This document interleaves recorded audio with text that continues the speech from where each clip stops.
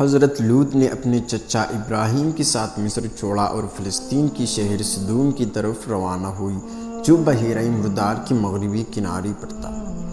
یہ شہر برائیوں سے بھرا ہوا تھا۔ اس کے باشندوں نے مسافروں کو راہ راست پر لایا، لوٹا اور قتل کیا۔ ان میں ایک اور عام برائی یہ تھی کہ ان کے مرد عورتوں کے بجائے مردوں سے جنسی تعلقات قائم کرتے تھے۔ اس غیر فطری عمل کو بعد میں صدوم شہر کے نام سے جانا جانے لگا۔ اس پر کھلی عام اور بے شرمی سے عمل کیا گیا۔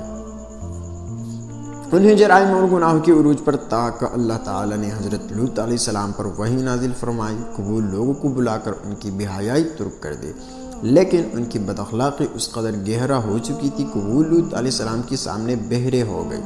تبلیغ اپنے غیر فطری خواہشات کی عادی ہو کر انہوں نے توبہ کی دعوت قبول کرنے سے انکار کر دیا۔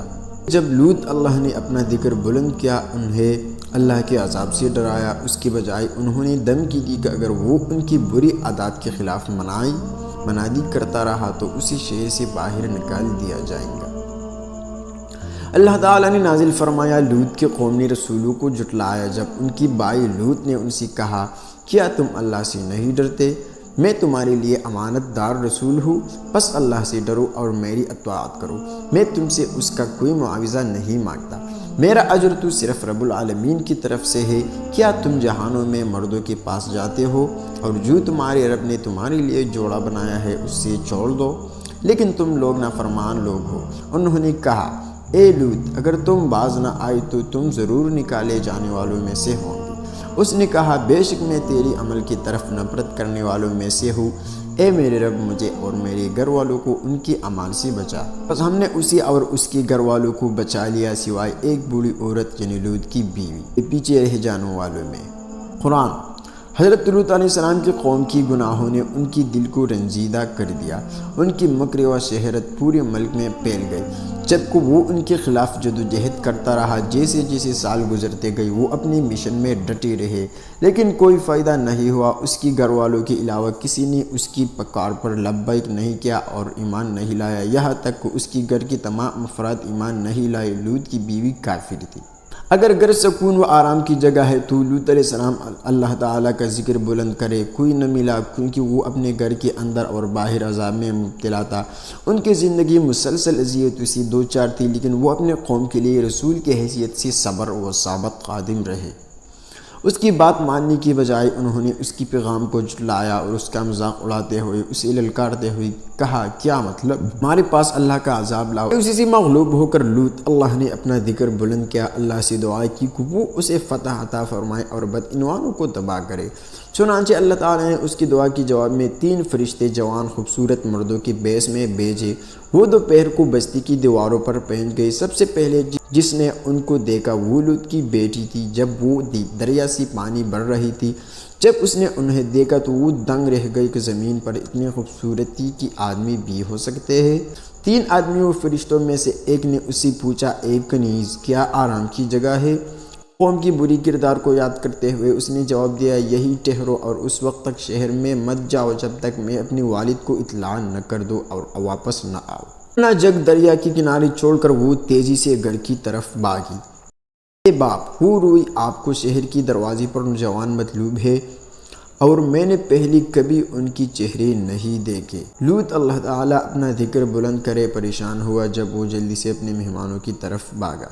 وہ اس کے گھر مہمان بن کر آئے۔ مہمان نوازی کے بعد ان سے پوچھا کہ وہ کہاں سے آئے ہیں اور کہاں جا رہے ہیں۔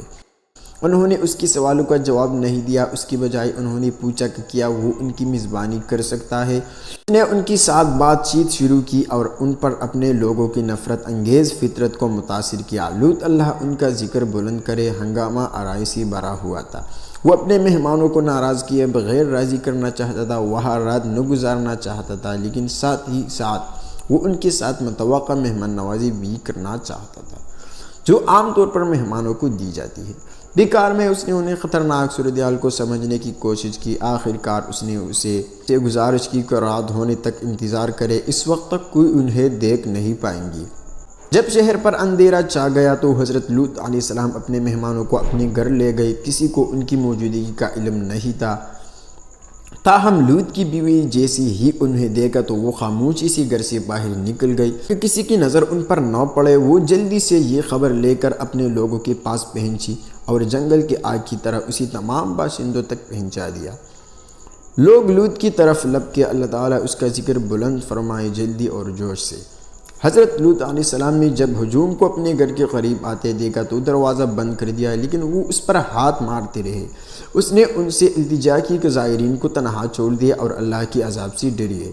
اس نے ان پر زور دیا کہ وہ اپنی بیویوں کے ساتھ جنسی خواہش کی تکمیل کرے، کیونکہ یہ وہی ہے جسے اللہ نے حلال کیا ہے۔ لوط کے لوگ اس وقت تک انتظار کرتے رہے جب تک وہ اپنا مختصر خطبہ ختم نہ کر لے، اور پھر وہ ہنسنے لگے۔ ہوش میں اندھے ہو کر انہوں نے دروازہ توڑ دیا۔ اللہ تعالیٰ اپنا ذکر بلند کرے، حضرت لوط کو بہت غصہ آیا، لیکن وہ ان متشدد لوگوں کے سامنے بھی اختیار کھڑا رہا۔ وہ اپنے مہمانوں کے ساتھ بدسلوکی کو روکنے میں بے بس محسوس ہوا، لیکن وہ مضبوطی سے ہجوم کی التجا کرتا رہا۔ اس خوفناک لمحے میں اس کی خواہش تھی کہ وہ انہیں اپنے مہمانوں سے دور دھکیلنے کی طاقت رکھتا۔ اس بھی بسی اور غم کی حالت میں دیکھ کر مہمانوں نے اس سے کہا، تم فکر مند اور خوفزدہ نہ ہو، ہم فرشتے ہیں اور یہ لوگ تمہیں کوئی نقصان نہیں پہنچائیں گے۔ یہ سن کر ہجوم خوفزدہ ہو گیا اور لوط کے گھر سے فرار ہو گیا، اور جاتے وقت اسے دھمکیاں دیتے ہوئے فرار ہو گئی۔ فرشتوں نے حضرت لوط علیہ السلام کو خبردار کیا کہ وہ طلوع آفتاب سے پہلے اپنے گھر سے نکل جائے، سوائے ان کی بیوی کے، اپنے تمام اہل خانہ کو ساتھ لے کر۔ اللہ نے حکم دیا تھا کہ صدوم شہر فنا ہو جائے۔ زلزلے نے شہر کو ہلاک کر رکھ دیا، ایسا لگتا تھا جیسے کسی زبردست طاقت نے پوری شہر کو ایک جھٹکے میں اٹھا کر نیچے پھینک دیا ہو۔ پھر شہر پر پتھروں کا طوفان برسا، لوط کی بیوی سمیت سب کچھ تباہ ہو گیا۔ قرآن پاک نے اس واقعہ کو درج کیا ہے، اس کا مطلب ہے پس ہم نے اسے اور اس کے گھر والوں کو بچا لیا، سوائے ایک بوڑھی عورت کے جو پیچھے رہ گئی۔ پھر ہم نے باقیوں کو ہلاک کر دیا، اور ہم نے ان پر پتھروں کی بارش برسائی، اور جن لوگوں کو ڈرایا گیا تھا ان کی بارش بہت بری تھی۔